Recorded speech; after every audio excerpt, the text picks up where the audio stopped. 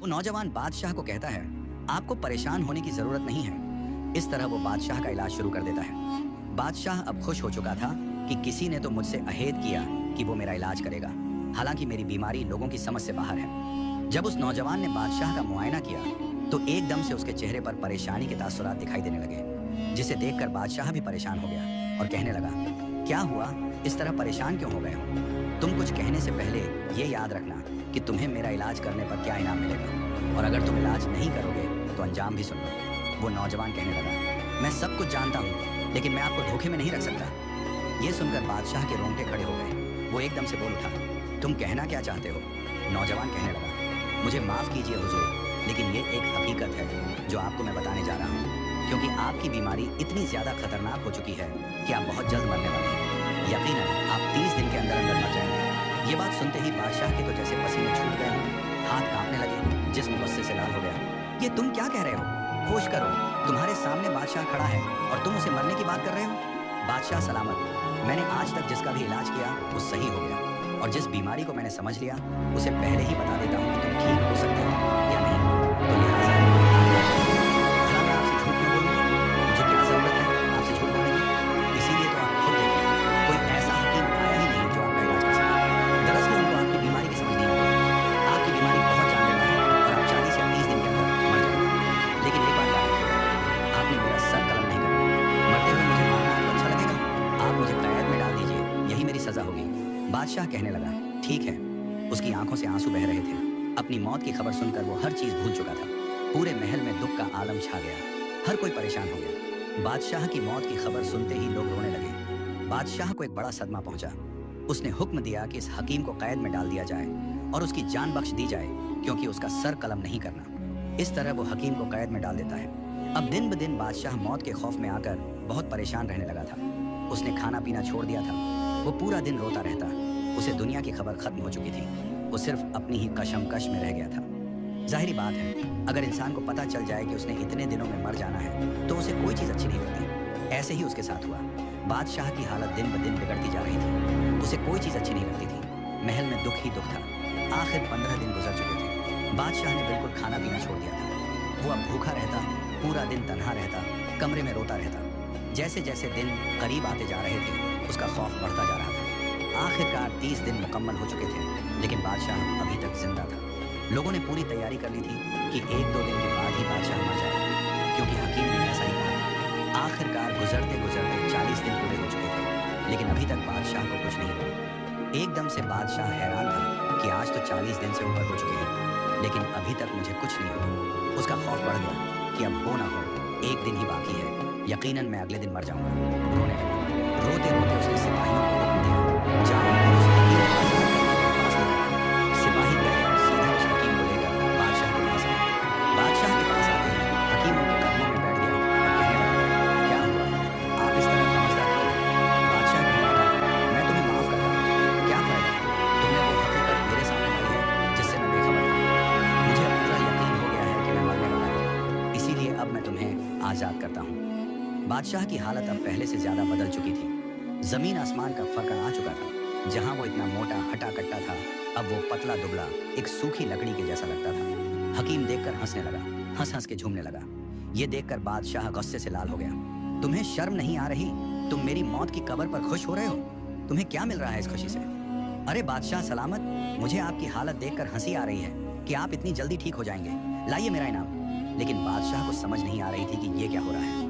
ये पूरी कहानी सुनाने के बाद राक्षस उमर से कहने लगा, बताओ इस कहानी का अंत क्या है, और ऐसा कौन सा इलाज था जिससे बादशाह भी बेखबर था, और आखिर वो हकीम बादशाह को ऐसा क्यों कह रहा था कि मैंने आपका इलाज कर दिया, हालांकि बादशाह तो मरने वाला था। उमर कहने लगा, अरे यही तो इलाज था, मौत। मौत ही तो इलाज था उसका। वो हकीम अक्लमंद था, जिस वजह से उसने बादशाह के दिल में मौत का खौफ डाला, क्योंकि ये ऐसा खौफ होता है कि इंसान इसे सोचने पर दुनिया की हर चीज भूल जाता है। जिस पर बादशाह ने खाना पीना छोड़ दिया और वो इसी दुख में कमजोर होता गया, और अंत ये हुआ कि वो ठीक हो गया। और यही तो इलाज था। मौत के खौफ में बादशाह दुबला हो गया, हालांकि इसके अलावा कोई और हल नहीं था। मौत का खौफ ही था जिसने बादशाह को पतला किया था। दुनिया की कोई भी ताकत हो, मौत का नाम सुनते ही वो एकदम से कांप उठती है। ये सुनकर राक्षस एकदम से हैरान हो गया। कहने लगा, ए नौजवान, तुमने बिल्कुल सही कहा। कहने लगा, अच्छा रुको, अभी तो 4 परीक्षाएं बाकी हैं। अभी तो तुमने एक मुकम्मल की है, 4 अभी बाकी हैं। उमर कहने लगा, ज्यादा बातें मत करो, मुझे दूसरी परीक्षा के बारे में बताओ। तो राक्षस कहने लगा, तो अच्छा सुनो।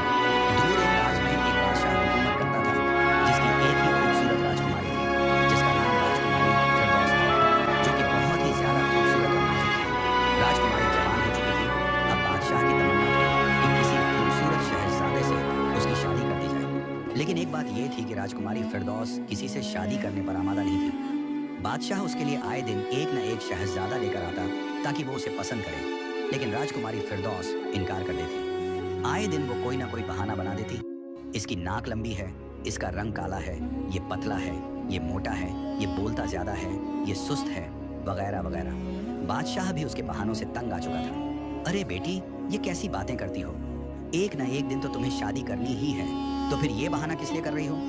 मैं आए रोज तुम्हारे लिए कई कई मुल्कों के खूबसूरत शहजादे लेकर आता हूँ ताकि तुम उन्हें पसंद करो, लेकिन हर शहजादे को तुम बहाना बनाकर ठुकरा देती हो। ये तो बात अच्छी नहीं है। राजकुमारी फिरदौस कहने लगी, अब्बा मुझे पसंद नहीं आते। जब कोई शहजादा मुझे पसंद आएगा तो मैं उससे खुशी खुशी शादी कर लूंगी। ऐसे ही दिन गुजरते गए, महीने गुजर गए, आखिरकार साल गुजर चुका था, लेकिन अभी तक राजकुमारी फिरदौस यही बहाने लगाए जा रही थी। एक दिन बादशाह तंग आकर कहने लगा, अब बस बहुत हो गया, क्या है तुम्हें, तुम क्यों ऐसा कर रही हो? इस बार बड़े बड़े मुल्कों से शहजादे राजकुमारी के लिए आए थे। शहजादे बहुत खूबसूरत थे। 5 शहजादे राजकुमारी के कमरे में खड़े थे। बादशाह भी पास खड़ा था। अरे देखो बेटी, एक से बढ़कर एक खूबसूरत शहजादा तुम्हारी खिदमत में हाजिर हुआ है। इंतखाब करो, तुम किसको पसंद करोगी? राजकुमारी जैसे ही देखती है, होते तो वो पांचों के पांचों खूबसूरत हैं, लेकिन राजकुमारी देखकर कहती है, ठीक है अब्बा, अगर आप मुझे इतना मजबूर कर रहे हैं तो इन पांचों में से जो मेरी शर्त पूरी करेगा, मैं उसी से शादी करूंगा। बादशाह बहुत खुश हुआ कि शुक्र है, कोई ना कोई ऐसी बात तो कही इसने। बताओ बेटी, तुम्हारी क्या शर्त है? मेरी शर्त यह है, मुझे नीले रंग का मेंढक ला कर दो और उसके अंदर सुनहरे धब्बे। ये सुनते ही पांचों शहजादे हैरान हो गए। कहने लगे, राजकुमारी फिर आप फिक्र न करें, 1 महीने का वक्त हमें दें, 1 महीने के अंदर अंदर हम आपको नीले रंग का मेंढक ला कर देंगे। शहजादी खुश हो गई। वो अंदर से जानती थी कि नीले रंग का मेंढक जिसके अंदर सुनहरे धब्बे हों वो कहीं नहीं मिलेगा, और ये एक ऐसी शर्त थी जो पूरी नहीं हो सकती थी। वक्त के मुताबिक 1 महीने में शहजादे नीलम मेंढक की खोज शुरू कर देते हैं। देखते ही देखते 1 महीना गुजर जाता है, लेकिन उन्हें नीला मेंढक नहीं मिलता। राजकुमारी फिरदौस खुश होने लगी कि अब 1 महीना तो गुजर चुका है, यकीनन वो मेरी शर्त को न पूरा करके मायूस हो चुके होंगे। हंसने लगी, मुझे कौन हासिल करेगा? कोई भी नहीं। आखिरकार एक शहजादा जो बहुत ही ज्यादा खूबसूरत था, जिसका नाम सुलेमान था, वह नीला मेंढक एक सुनहरी डिब्बे में लेकर महल में हाजिर होता है। राजकुमारी फिरदौस के सामने लाकर रख देता है। बादशाह भी वहां मौजूद था और कहने लगा, बादशाह सलामत, ये देखिए, राजकुमारी के हुक्म के मुताबिक मैं नीला मेंढक लेकर आ गया। राजकुमारी देखते ही एकदम से हैरान रह गई कि ये कैसे हो सकता है? नीला मेंढक इसे कहां से मिला? ये तो मुमकिन ही नहीं था, लेकिन ये हकीकत थी जो राजकुमारी मानने पर मजबूर हो गई। शर्त के मुताबिक अब बादशाह भी बहुत खुश था। उसने खुशी खुशी सुलेमान और राजकुमारी फिरदौस का निकाह पढ़वाया। राजकुमारी अपनी जिंदगी में खुद को मसरूफ करने लगी थी। देखते ही देखते उसे सुलेमान से मोहब्बत हो गई। दोनों में मोहब्बत बहुत गहरी हो चुकी थी। दिन ऐसे ही गुजरते जा रहे थे। वो नीला मेंढक हमेशा राजकुमारी अपने पास ही रखती थी, क्योंकि उसे वो बहुत पसंद था। एक दिन हुआ यूं कि बागीचे में वो बैठी थी। पानी का एक छोटा सा डब्बा उसके पास पड़ा था और मेंढक भी उसके पास ही बैठा था। देखते ही देखते मेंढक छलांग लगाकर पानी में गिरता है और एकदम से जब बाहर निकलता है तो उसका रंग काला हो जाता है, यानी कि अपनी असली हालत में आ जाता है। ये देखकर एकदम से राजकुमारी फिरदौस परेशान हो गई। ये कैसे हो सकता है सुलेमान? इसका रंग काला कैसे हो गया? ये तो नीले रंग का था। ये सुनकर सुलेमान हंसने लगा। उसे हंसते देखकर राजकुमारी कहने लगी, तुम क्यों हंस रहे हो? अरे मेरी प्यारी, ये तो एक चाल थी तुम्हें हासिल करने की, वरना तुम कहाँ शादी करने पर आमादा होती। हमें कहीं भी नीला मेंढक नहीं मिला। आखिरकार जब हम वापस मायूस लौट रहे थे तो मेरे दिल में बहुत दुख हुआ, क्योंकि मैं तुमसे मोहब्बत करता था। तो एकदम से मेरे सामने एक ऐसा मंजर नुमाया हुआ। दलदल के पास एक मेंढक जो सफेद रंग का था, वो छलांग लगाकर दलदल के अंदर गया और एकदम से मिट्टी से भरा हुआ बाहर निकला। इस दौरान उसका रंग मिट्टी के जैसा हो चुका था। ये देखकर मेरे दिमाग में एक ख्याल आया कि क्यों ना मैं इस मेंढक के ऊपर नीला रंग कर दूं और मैं तुम्हें यही कहूं कि ये नीला है। तुम क्या इसे देखोगी? ऐसा ही किया मैंने। देखो, ये आज असलियत सामने आई। ये देखकर राजकुमारी फिरदौस एकदम से खामोश हो गई और कुछ लम्हे बाद हंसने लगी। तो बताओ ए उमर, क्या सुलेमान ने सही किया? हाँ, बिल्कुल सही किया, क्योंकि वो उससे मोहब्बत करता था। कोई धोखा नहीं। झूठ और धोखा तब बुरा होता है जब इंसान किसी इंसान को इस्तेमाल करे या उसका गलत इस्तेमाल करके उसकी जिंदगी को बर्बाद करे। लेकिन सुलेमान की मोहब्बत थी, राजकुमारी की नादानी उसे समझ आ चुकी थी। कोई भी नहीं समझ पाया, सिर्फ सच्ची मोहब्बत करने वाला ही समझ सकता है। और जो सच्ची मोहब्बत होती है वो इंसान का पूरा पूरा साथ देती है। हम सफर को हासिल करने के लिए अपनी नादानी को राजकुमारी फिरदौस समझ चुकी थी। अगर ये बोला होता तो वो उसी दौरान नाराज हो जाती। जो शख्स सच्ची मोहब्बत करता है उसे पाने के लिए हर हद पार कर सकता है। इसीलिए सुलेमान ने कोई गलत नहीं किया। ये बात सुनकर राक्षस कहने लगा, तुमने बिल्कुल सही कहा और अब खुश होने की जरूरत नहीं, अभी 3 परीक्षाओं को पार करना है। उमर कहने लगा, अच्छा तो बताओ तीसरी परीक्षा क्या है? राक्षस कहता है, तो सुनो, किसी गांव में एक राजा हुकूमत किया करता था। उसका नाम राजा इब्राहिम था। राजा इब्राहिम बहुत ज्यादा खूबसूरत और अक्लमंद था, लेकिन अभी तक राजा इब्राहिम कुंवारा था। उसने अभी तक शादी नहीं की। दरअसल राजा इब्राहिम ये चाहता था कि वो जिस लड़की से शादी करे वो खूबसूरत भी हो और अक्लमंद भी। बहुत तलाश की, लेकिन अब तक उसे कोई ऐसी लड़की नहीं मिल रही थी जो खूबसूरत भी हो और अक्लमंद भी। राजा बहुत परेशान हो गया कि क्या करेगा वो। अगर उसकी शादी ना हुई, उसका वारिस ना हुआ, तो ये सल्तनत, ये दौलत किस काम की। एक दिन राजा इब्राहिम परेशान बैठा था। उसने अपने मंत्री को कहा, जाओ और मेरी मर्जी के मुताबिक लड़की तलाश करो। मंत्री राजा की बात मान के चला जाता है और वो अपने कुछ आदमियों को भी ये काम कहता है कि इस तरह की लड़की तलाश करो। काफी दिन गुजर जाते हैं, दिन, महीने, साल हो चुका था, लेकिन अभी तक लड़की नहीं मिली थी। दरअसल जो लड़की मिलती, अगर अक्लमंद होती तो वो इतनी खूबसूरत ना होती। अगर खूबसूरत होती तो उसमें अक्ल की कमी होती, जिस वजह से राजा की मर्जी के मुताबिक लड़की नहीं मिल रही थी। 1 साल से ऊपर हो चुका था, लेकिन अभी तक कोई ऐसी लड़की मिली ही नहीं थी, जिस वजह से राजा इब्राहिम बहुत परेशान हो गया कि अब वो करे तो क्या करे। एक दिन उसका मंत्री कहने लगा, राजा साहिब, मेरे पास एक मशवरा है। राजा इब्राहिम कहने लगा, बताओ मंत्री, क्या मशवरा है तुम्हारा? राजा साहिब, आप ऐसा करें, गरीब आदमी का भेष बनाकर एक राज्य से दूसरे राज्य में जाएं। हो सकता है कि आपको कोई लड़की मिल जाए। ये बात सुनते ही राजा इब्राहिम मुस्कुराने लगा, कहने लगा, अरे तुमने सही कहा, मुझे बहुत अच्छा लगा तुम्हारा ये मशवरा। अगली सुबह राजा इब्राहिम ऐसे ही करता है। वो एक गरीब आदमी का भेष बनाकर लड़की की तलाश में निकल पड़ता है।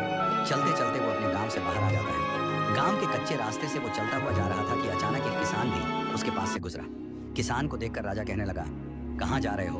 मेरे साथ चलोगे तो मैं तुम्हें सवारी पर बिठा दूंगा। किसान उसकी बात सुनकर हैरान हुआ और कहने लगा, अरे कैसी बातें करते हो, खुद तुम पैदल चल रहे हो और मुझे सवारी पर बिठाओगे?